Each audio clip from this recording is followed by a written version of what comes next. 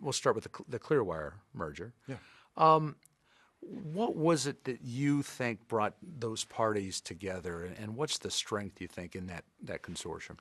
Well, I think the great thing about that particular consortium is, first of all, just between us and Clearwire, if you just start with kind of the two anchors, we each had a strong spectrum position, but neither one of us could have built out really a national footprint by ourselves. So you put those two together, and you've got actually the largest spectrum position of any company in America, period. Then you bring the distribution capabilities of the cable companies, Comcast, Time Warner, Bright House. You bring the applications capabilities of Google, the technology capabilities of Intel, because a lot of the WiMAX opportunity is to build, if you will, kind of an embedded chip model where you go and you buy a PC, very much like Wi-Fi. It's already got a WiMAX chip in it, a camera, or what have you. So each of the parties brings something very special to the table, in addition to money, but brands, customers, technology, applications, spectrum. So this was a situation where almost if you're building, kind of a football team, you got some tackles and some ends and quarterbacks and fullbacks, and all of them bring something unique. And together, I think it's going to be a great team. It's clearly given tremendous validation to WiMAX. The technology's been around for a long time, and it's not slideware. It's operating in 119 countries. There's 94 vendors, a lot of chip makers, if you will, silicon makers that make WiMAX. But this is such a large commitment. You've got a $14 billion company with this amount of financing and these kind of heavyweights behind it. It clearly gives the technology a lot of validation, not only in the United States but globally. The big question mark that we get, and I think it's a legitimate question, although we think we know the answer. And the answer is yes, the market is ready. From a competitive advantage standpoint, you've talked a lot about time to market and having that kind of a jump. How big do you think that is, or how key is that in terms of this merger, if you will? Well, the time to market, it depends upon who you talk to. Some people say 2 years, some people say 4 years in terms of the advantage we'll have in time to market. And that really was the fundamental thing that drove us to WiMAX versus LTE. LTE will probably be deployed by more operators around the world than WiMAX will. But time to market, I believe, is extremely important. If we have a complete network built, and we've, in terms of the key anchor tenants that are really looking for that kind of speed, in terms of business customers and consumers, if we have the lion's share of those customers already by the time the other markets markets are built out by the competitors, that's a very, very significant advantage. It's also very important in terms of branding the company. And I've talked about three major objectives that we have at Sprint since I've been here. One is really improving the customer experience. Second is having a very clear brand position, and that brand position is around the Now Network, which is around data.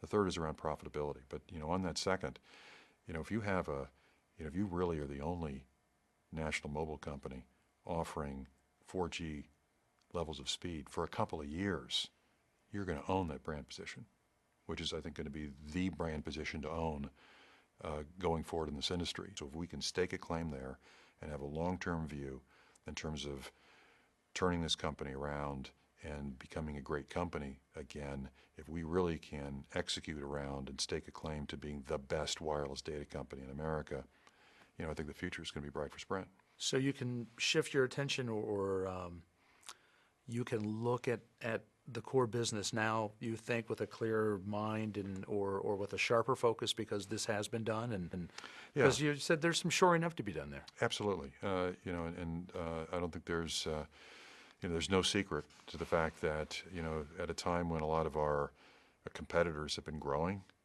in terms of revenues and subscribers, we haven't been.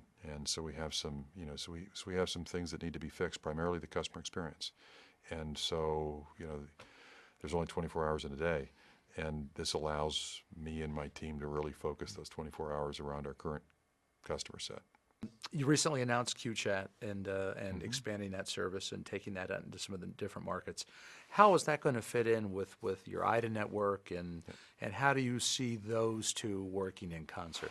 Well, we think there's a lot of power in the button, and so we have really reinvigorated what we call Nextel Direct Connect. But Nextel Direct Connect is platform agnostic. It's the brand we use, it's the offer set we use on both IDEN and CDMA. So when we built, if you will, the button, what's called QChat, on CDMA, we wanted it to replicate the capabilities that we have on IDEN. It doesn't completely, but it does in terms of speed, sub-second speeds. If you don't have sub-second setup time, forget it. I mean, IDEN is really a very kind of unique network. It's great for things like texting, and it's great for push-to-X applications, but for high-speed data, it really doesn't have the same capability as EVDO Rev A does, that you have on your QChat phones. You have that very fast data surfing capability. So for customers that want push-to-X or Nextel Direct Connect features, but also want all the data bells and whistles, QChat or that push-to-X capability on the CDMA platform is a better answer for them. Room for both then. Absolutely. When you were at the show from the stage, you talked about the Instinct and looking forward to the launch. Your thoughts about that device and how it fits into the rebranding of the Sprint image or the Sprint brand, if you will, in people's minds and their perceptions of the company. Well, when you come out and say that you're the Now Network and that you're the leader in data, it's important to have kind of all those proof points. And I think Simply Everything is an important element of that. But so are great devices that make getting data a fantastic experience. And so the Instinct is great because it's got that great user interface, if you will, that a lot of people really do like, that touchscreen. It's got GPS, a lot of other great capabilities associated with it. So it is kind of, I think, going to be an iconic handset out there in the market that really operates at 3G speed. When you went to the Simply Everything pricing plan, I mean, you really did start a revolution there, to borrow from your own language. What what led you to that you thought packaging this up in this way, that we should put together a communications buffet and let people get all you can eat any way they wanted to?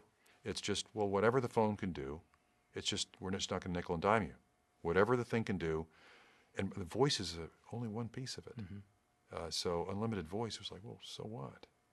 It can do all these other things. That's not really that revolutionary, is to have an unlimited voice bucket. That was a start, but not really what we wanted to do to be different. So it's just that simple.